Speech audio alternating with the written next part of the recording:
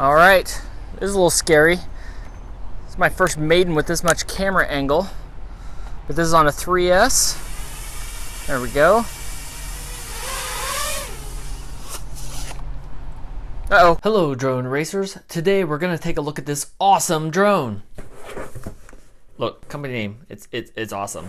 So this is the F200 FPV racing drone. There's actually two versions of this, the standard and the high-end version. There's about $80 difference between them, so I went with the standard version just because I'm not a high-end racer right now, and the stats don't look different enough to me to make a difference. So this is the standard version, but check out the high-end version if you'd like to also. Maybe if this gets enough views, I'll be able to afford the other one and we'll see them both. So it does come in a nice sturdy box. It's a little thing, but I've had a couple recently that came in total garbage boxes. Inside we have several sets of blades. I didn't see, I've got the stats up here and it doesn't really say what the blades are. They don't seem to be anything special, at least not on this version, but they look okay. They are 50-42 blades, so that's not too bad. A nice pack of cables. We'll see if it has the ones we need. Some awesome straps. And let's see, we're gonna have at least one connection here. Okay, there we go. Oh, maybe we did it right. So we have one connection that will be PBM and PWM that probably nobody will ever use. And then I'm guessing this is gonna plug in right to a UART and give me 4 connections, which is really, really nice. I like it. The last one I did, I had to make up a cable of my own. So I like it when they come with the right cables. And then some foam. Oh, this is interesting. I'm guessing this goes where the battery is to provide foam, except I want it to be Velcro. It's nice. It's probably cut around the screws. We'll take a look at that, but make this Velcro and that'd be really amazing. Then we have the drone itself. We have nice foam that is packed in. It seems to be really well done. And it does come with a cloverleaf antenna. At least I think there's a cloverleaf inside of there probably. It looks pretty durable. It is an SMA antenna. So the first thing I actually want to look at is the bottom in this mount. So that's where that goes. And you can see it's cut so you can put this down and still get to the screws. I hope to never have to get to those screws, but it is kind of a nice thought to be able to get there. Nice cutouts. This is supposed to be 4mm carbon fiber, so it's right at 4 millimeters. Seems to be consistent around the frame too. We have 4 2205 2600 kV motors, so this would probably actually rip on 3S too, and might be really, really good on 4S. Like I said, it sounds good enough to me to not need the Pro version. The camera is listed as an 1177-600. I think that's probably referring more to the form factor than the manufacturer. I don't think it's a big name brand camera, but we'll see how that does. It's a combination of carbon fiber and aluminum. So it's aluminum decoration here that I don't think you get to choose the color that you want. It just comes randomly. But I really like that gold. That's slick. The battery connector is XT60 as we would expect. I like that the VTX is mounted inside, well protected, and has an extension cable mounted on the frame. So that should be able to take a beating. I can't imagine you're going to break that unless you break the frame off completely. So there's an extra set of wires here that I'm getting. Yeah, there we go. So the LEDs on the bottom here, you're going to be landing on those every time. They do seem pretty strong, and there's an extra raised piece here. And I'm not sure I'm really a fan of LEDs there. There's no LEDs in the back. I would really rather have them here in the back than on the bottom. These will look nice when you're flying up above and people are watching, but when you're racing, I think you need them in the back so it's easier to see as people come up behind you and get ready to pass, like will happen to me a lot. Going back to the camera for a second, you get a really nice angle on the camera. I might have to get out my protractor and see how many degrees that is, but it is more than enough for me. That's really nice. That's been a limitation in the last review that I did of the Racer 250. BLHeli-S 25 amp ESCs, that seems plenty adequate. They seem to be done pretty well, and there's a signal wire, and then there's a blob of solder here on an extra pad. It actually looks like it used to have something connected to it, and now there isn't. I see that on all 4 of them. That's really interesting. I wonder what's up with that. That seems really unusual.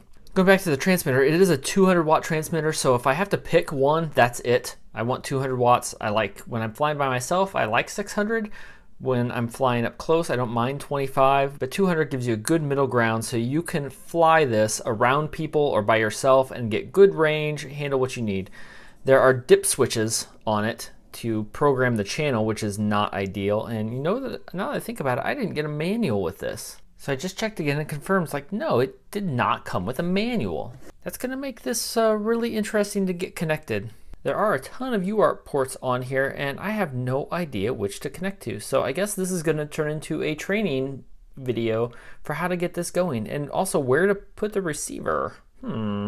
The last thing before I get onto that is one of the things I liked about it is the built-in angle here. It's not huge, but that's enough to mount a Mobius or similar style camera on there. So that will actually work out really well for testing some new cameras I've gotten in. So before I plug in anything, I want to see what version of Betaflight is on here. And if UART 2 is used, I can tell that this top port is UART 2. So I should be able to use that without a problem, but I want to connect and see.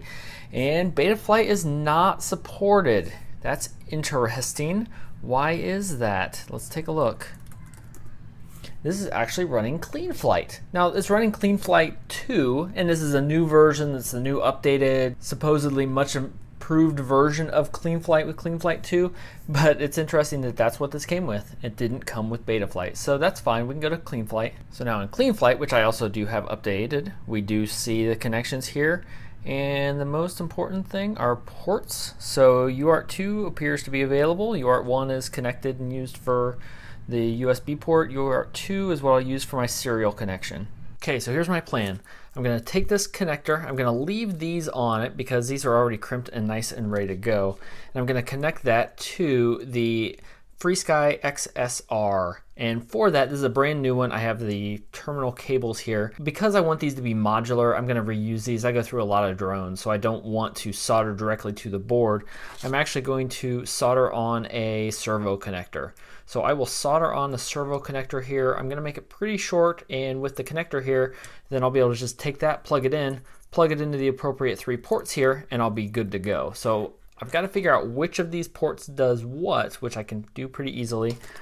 Solder these together and then we'll be good to go. Okay, I have all my wiring done. I don't have it connected yet, but the next thing I'm gonna do before I plug anything in is connect the antenna. Because as soon as I plug this in, I'm gonna wanna connect the battery and try it, and I'm gonna fry the VTX. So I'm gonna connect the antenna now before I forget about it. I always recommend doing this earlier. I have fried them before doing this and forgetting and testing, and then all of a sudden things smell a little smoky and it's like, oh, it's dead. I found a diagram for this board. This is a standard board that Banggood sells, so there was some pretty good pictures of it. So I'm gonna connect up here into UART 2. So I removed the extra cable that I didn't need for transmit, so I've got the connections here.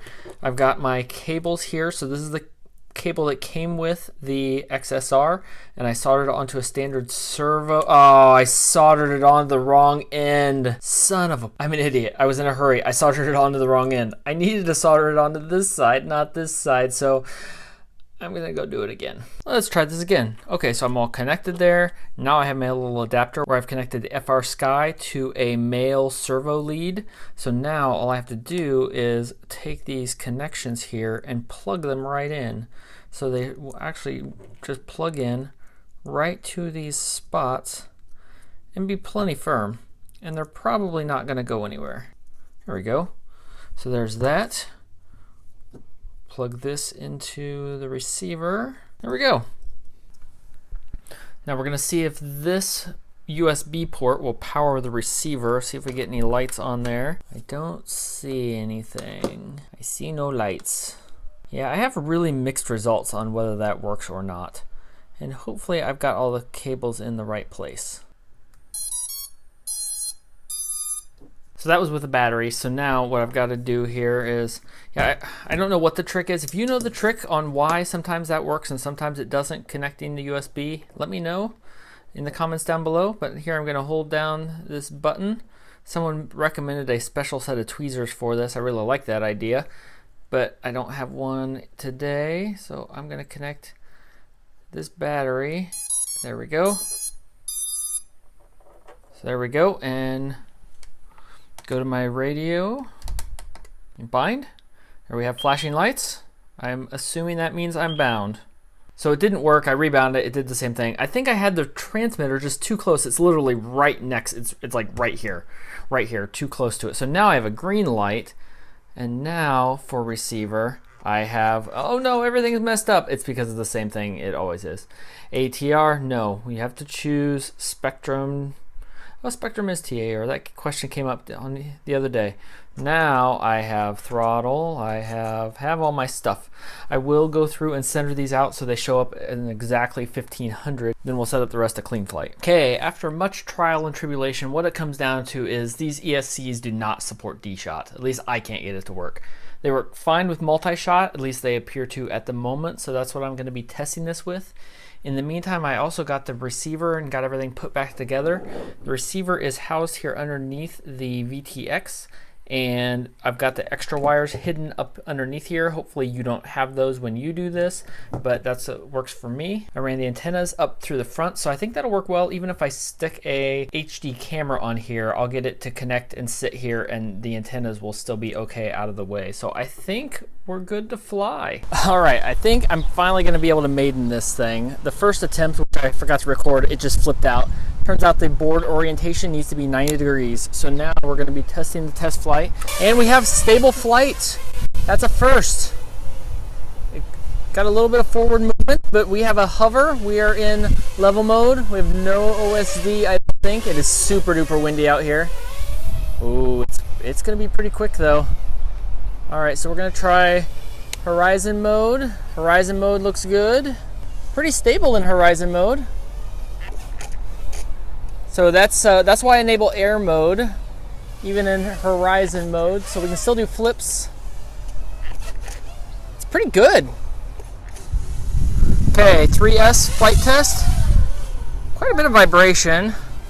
Oh yeah, a lot of jitter. Wow.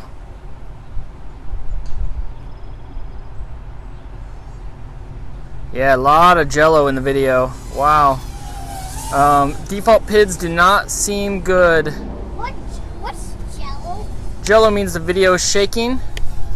Okay, so now we're in air mode. I've kind of gotten used to my OSD telling me what mode I'm in. So I could still take more camera angle because I'm just looking at the ground and I'm not even at full throttle yet. On 4S, we're definitely going to need more camera angle. That's full throttle. Looking straight at the ground. It's pretty quick. Not super quick, but quick enough. Pretty quick though. Pretty quick though? Yeah. I have no idea how much battery I've got in this. So much oscillation. I don't have any OSD for OSD tune. I'm going to have to tune the PIDs in clean flight. Wonder if default beta flight would do better. Yeah, lots of shaking. Lots and lots of shaking. Alright. Well, it's not bad on 3S. It's fairly fast, but all that oscillation's gotta go. Okay, I gave it a little more camera angle, which is scary, and I also have a 4S battery on it now. So let's see what happens here. Oh, that piece hanging out in front is my receiver antenna. So I actually don't need quite that much angle. Whoa, that was a goal.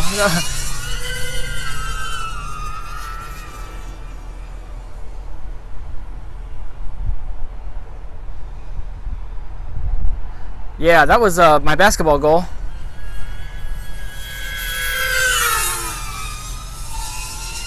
Don't need quite this much camera angle. I can take some of that out. I think I'm going to do that because it'll make it a little easier to fly here. Sure, this one's freaking out the golfers. Oops.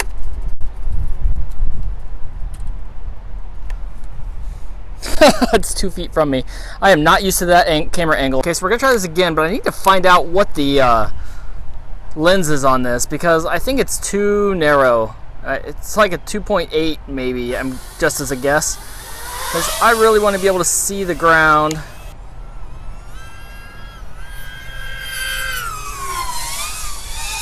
But not that much. Now I took out too much.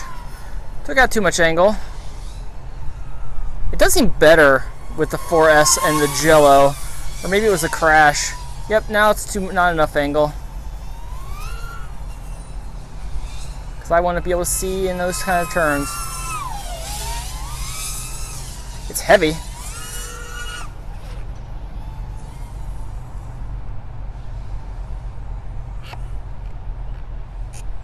Okay, so now I'm here. Gosh, that's hard to land. How do you do that? I think with some tuning, all of the vibrations will go away without a problem. And I took out a little bit of the camera angle. 200 milliwatt transmitter seems good. We're 200 meters away right there. I got a little low signal from my radio, but the video seems fine. So I'm not cruising super fast here.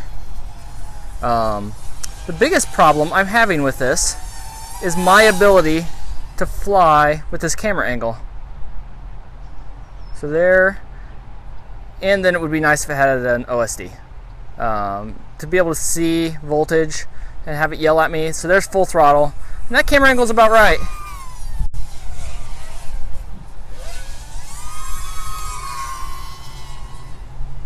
So my son thinks this is plenty fast. I'm not so sure. It's definitely fast enough for me. It's a lot faster than my previous 250. See, like there's a problem. There's a problem. I couldn't see because I have the wrong camera angle. It needs a wider angle lens. That's what it's got to have. That's I think the final verdict. It's good. Needs more camera angle, but in order to do that, it needs a wider angle lens. I'm gonna look and see, and in the final results, we'll talk about what it is, what's on this, and I'll have to see about getting that changed because this isn't good enough. Okay, so we get down nice and slow.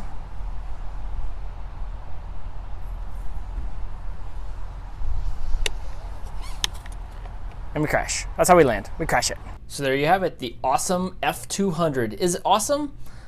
I don't know if I would say awesome. It's pretty okay. For $150 at the standard price, it's a pretty good deal. It's not a great deal, but it's a pretty good deal. For a true X shape, it seems really durable. I crashed it a whole bunch already and have not had any problems with it. Nothing broke. Everything still seems to be in good shape. No sign of wear at all. I nicked one of my batteries pretty good.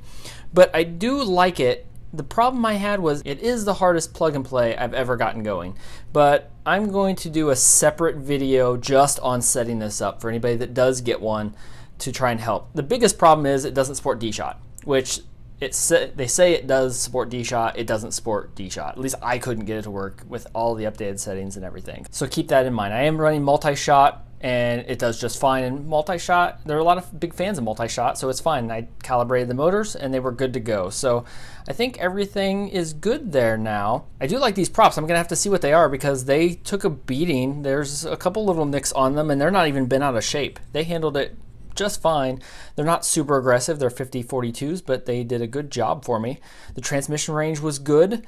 My signal strength with the XSR wasn't outstanding, about 200 meters, and I lost a little bit of signal, but the video transmission was good. I hadn't really noticed, but I do appreciate the thick cables that they put on this connector, so I don't have to worry about that. This antenna was really nice. I should point that out. This is really nice and flexible, so there were several times I took it and it was bent out of shape, but it was really sturdy. It was really secure, and I feel like it's going to be super durable and you won't have any problems with it. So I did really like the antenna that it comes with. I like the way that it's connected and the way it's protecting the VTX. So things I don't like. It comes with Clean Flight. Everything on Banggood says it's gonna come with Betaflight. It didn't, it came with Clean Flight. But it is Clean Flight 2, should be fine, but I would rather have it come with Betaflight, and I'll probably change that at some point in the future. Camera is the big downside of this. No OSD, lens is not good. Not a good lens at all for me, because I want about that much camera angle to be able to get full speed out of it, and I can't see the ground. I can't see nearly enough. So I'm guessing this is a 2.8 millimeter lens, and I really want a 2.1 on this. That's gonna get changed, and we'll do an update probably, because really if it had a better camera and angle and lack of an OSD, I think you have to have telemetry on this. If I keep this and fly it, a lot. I will most certainly have telemetry added to it for my radio to tell me battery voltage, because I ran both my batteries pretty low and just didn't really know. I'm sorry, but timer just isn't good enough anymore. I need more information than that, but should be able to do telemetry with this. The thing is, I think all the downsides that I have for this are all fixed in the racing version, the high performance version. So this is the standard cheaper version for $150. For $80 more, you get the high performance, which has OSD, which has better ESC, which has faster motors even. Is it worth it? I don't know. Do me a favor, share this video a million times so everybody sees it and watches it, and YouTube pays me enough that I can afford the more expensive version, because I've got other models coming. I can't justify that one right now. If you found this video useful, leave a like, and as I mentioned, share it. And until next time, remember, it's pretty good, but not awesome.